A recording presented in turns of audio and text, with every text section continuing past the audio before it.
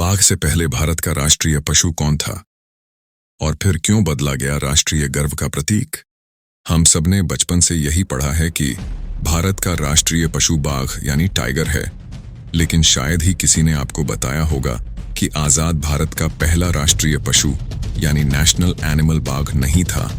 यह दर्जा किसी और ताकतवर और शाही जानवर के पास था, और वो था शेर यानी लायन, और उसे खुद जवाहरलाल नेहरू ने चुना था। सवाल यह भी है कि अगर शेर हमारा पहला राष्ट्रीय पशु था, तो आखिर वह पदबाघ यानी बंगाल टाइगर को कैसे सौंप दिया गया? राष्ट्रीय प्रतीक सिर्फ गर्व का विषय नहीं होते, वे किसी देश की सांस्कृतिक पहचान, इतिहास और संवेदनशीलता को भी परिभाषित करते हैं। जैसे मोर को राष्ट्रीय पक्षी और कमल को राष्ट्रीय फूल की मान्यता मिली, वैसे ही भारत ने आजादी के बाद एक जानवर को अपनी पहचान के रूप में चुना था, शेर। कुछ ही वर्षों में परिस्थितियां इस तरह बदलीं कि इसे बदलना पड़ा। 18 नवंबर 1973 में बाघ को राष्ट्रीय पशु घोषित करने का फैसला लिया गया, और सिर्फ ये एक प्रशासनिक आदेश नहीं था, यह भारतीय वन्य जीव इतिहास का एक निर्णायक मोड़ था। इस बदलाव के पीछे कई राजनीतिक, पर्यावरणीय और संवैधानिक कहानियां छिपी हैं। जब भारत आजाद हुआ, तब राष्ट्रीय प्रतीकों की पहचान तय करना एक सांस्कृतिक जिम्मेदारी भी थी। शेर सदियों से भारतीय सत्ता और शौर्य का प्रतीक रहा है।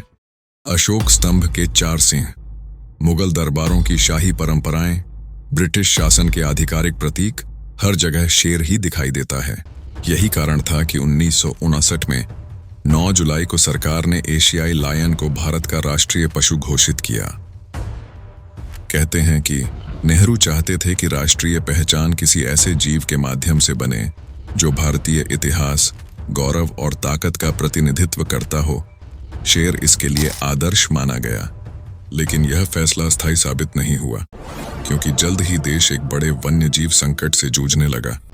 1970 के दशक की शुरुआत में भारत ने एक डराने वाली सच्चाई का सामना किया। देश में बाघों की संख्या तेजी से खत्म हो रही थी। कभी हजारों में रहने वाले बाघ अब सैकड़ों तक सिमट गए थे।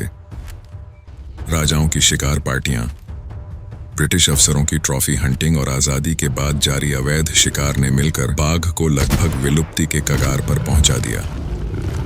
जंगलों में सन्नाटा बढ़ रहा था और कई इलाकों से आखिरी बाघ की आवाजें हमेशा के लिए खो चुकी थीं।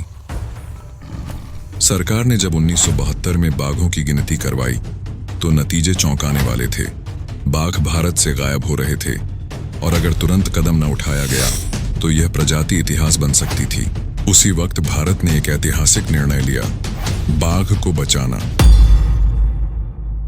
बाघ को बचाना देश के पर्यावरणीय अस्तित्व से जुड़ा है। इसके बाद शुरू हुई वह कहानी जिसने भारतीय वन्य जीव संरक्षण का चेहरा ही बदल दिया। 18 नवंबर 1973, जब शेर से राष्ट्रीय पशु का ताज लेकर बाघ बन गया भारत की पहचान। 1 अप्रैल 1973 को भारत सरकार ने आधिकारिक घोषणा की, रॉयल बंगाल टाइगर अब भारत का राष्ट्रीय पशु होगा। फैसला 1972 में ही हो चुका था, लेकिन इसकी औपचारिक घोषणा प्रोजेक्ट टाइगर की शुरुआत के साथ की गई।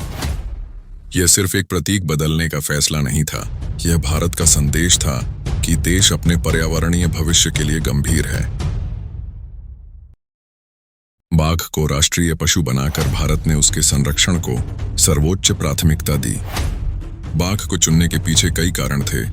सबसे पहले, बाघ भारत के 16 राज्यों में पाया जाता था, जबकि शेर सिर्फ एक जगह गुजरात के गिर वन तक सीमित था। एक राष्ट्रीय प्रतीक के लिए यह बहुत जरूरी था कि वह पूरे देश की भूगोल, जैव विविधता और संस्कृति को प्रतिबिंबित करता हो। दूसरी वजह, बाघ का भारतीय सांस्कृतिक प्रतीकों में अटूट स्थान था, शेर की तुलना में कहीं अधिक व्यापक और गहरा।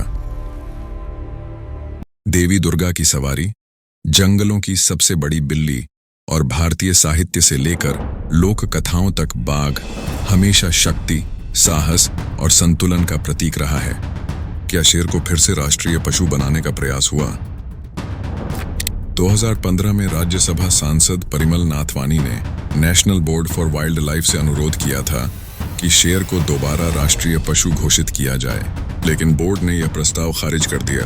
कारण वही, शेर की सीमित भौगोलिक उपस्थिति और बाघ की देशव्यापी पहचान। एक समय भारत में बाघ ही बाघ थे, फिर कैसे खत्म होने लगे। ब्रिटिश काल में एक अंग्रेज अफसर के लिए शौक था अपने साथियों के साथ जंगलों में जाकर बाघ मारना और उसके साथ फोटो खिंचवाना। यही शौक राजाओं और रजवाड़ों में भी तेजी से फैला। बाघों के शिकार को वीरता का प्रतीक माना जाता था। एक राजा ने तो अपनी शिकार डायरी में लिखा, मैंने अकेले 114 बाघ मारे। इसीलिए 1973 में प्रोजेक्ट टाइगर शुरू करना सिर्फ जरूरी नहीं था, बल्कि अनिवार्य था।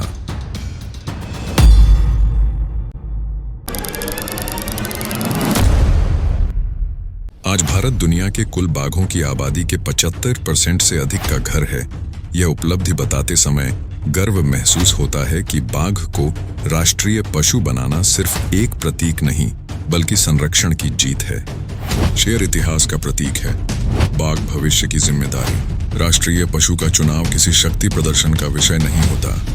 यह प्राकृतिक विरासत की रक्षा, सांस्कृतिक पहचान और पर्यावरणीय संतुलन का सवाल होता है। शेर भारत के राजसी इतिहास का प्रतीक है और बाघ भारत के संरक्षण भविष्य का। बाघ को राष्ट्रीय पशु बनाकर भारत ने यह संदेश दिया कि राष्ट्रीय गौरव सिर्फ सिंहासन पर बैठने से नहीं आता, बल्कि उन जीवों की रक्षा से आता है जिन पर हमारी धरती की सांसें टिकी होती हैं। तो दोस्तों, आज के लिए बस इतना ही। अगर आप साइबेरियन टाइगर और सेबरटूथ टाइगर की लड़ाई के बारे में कुछ नया जानना चाहते हैं तो इस वीडियो पर क्लिक करके देख सकते हैं। आपको बहुत सी नई जानकारी मिलेगी। और अगर आज का वीडियो आपको पसंद आए तो एक लाइक करके रैपिड बुक्स चैनल को सब्सक्राइब जरूर कर लीजिएगा। अपना कीमती समय देकर इस वीडियो को देखने के लिए शुक्रिया। अगला वीडियो आने तक देखते रहिए रैपिड बुक्स।